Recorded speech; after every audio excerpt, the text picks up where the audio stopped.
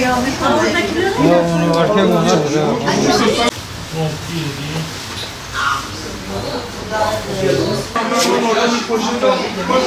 Onun içerisinde bir de altı Abi 14-15 var burada bak erkek mi? Bu gence mi veriyor? 9-10 yaş Al bunu da al. bir tane daha şey. Kapat. Bak bu videomdur. Tamam öyle olsun. Bak bu videomdur o sırada mı? Onun nasıl çıkmış?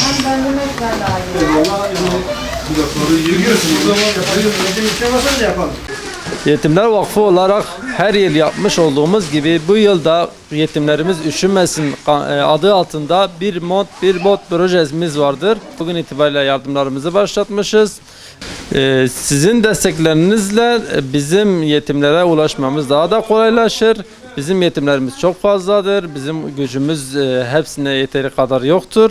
Onun için siz bize destek olduğunuz sürece bizim de yetimlere desteklerimiz devam edecektir.